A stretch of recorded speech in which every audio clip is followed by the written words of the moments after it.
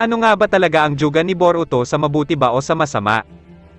Kamusta mga tropa, nagbabalik na naman tayo sa isa na naman malupit na video. Ngayon nga iaalamin natin kung para sa mabuti ba ang Jugan ni Boruto o sa masama. Pero syempre alam nyo na mga tropa, i-like mo muna itong video na ito at mag-subscribe ka na din para updated ka kung gusto mo pa ng mga ganitong mapapanood. Kaya kung nakasubscribe ka na at na-like muna itong video na ito ay tara at magsimula na tayo. Nakilala nga natin ang mga Otsutsuki sa ugali na matako sa chakra at wala nga silang pakialam sa ibang nilalang, basta ay kung ano ang gusto nila ay yun ang gagawin nila.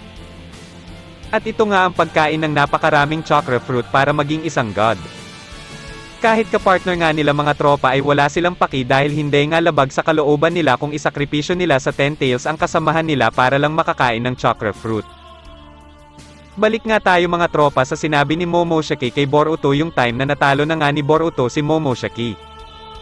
Sinabi nga niya na ang mga mata daw ni Boruto ay kukunin ang lahat sa kanya. Ang tinutukoy nga ni Momoshiki mga tropa na kukunin ng Jugan ang kay Boruto ay ang lahat ng mahalaga sa kanya, mga pamilya, mga magulang at ang buong Konoha nga din mga tropa ay kukunin ang lahat kay Boruto. Walang ay titira kay Boruto mga tropa ganto kasama ang Jugan. Pero paano mo naman nasabi Kuya Lincard na masama ang Jugan?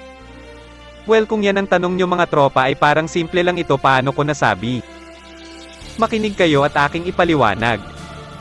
Ang Byakugan nga ni Momoshiki mga tropa ay may special na abilidad at ito nga ang nakikita niya ang hinaharap o future. Nakita nga niya ang tadhana ni Boruto mga tropa na madilim daw talaga at talagang nakakalungkot ang buhay ni Boruto sa future dahil sa Jugan. Ang propesya nga ni Momoshiki sa mga mata ni Boruto ay unting-unti na nga nagsisimula. Nakalimutan ko pala sabihin mga tropa na ang Jugan nga ni Boruto ay galing sa Otsutsuki God. Balik na lang kayo sa chapter 56 ata yun at doon nyo nga malalaman. Pero siguro mga tropa dito muna ako magpapaalam. Maraming salamat sa panonood nyo, magkita-kita na lang ulit tayo sa susunod pang mga video natin. Pero yun lang mga tropa, peace out.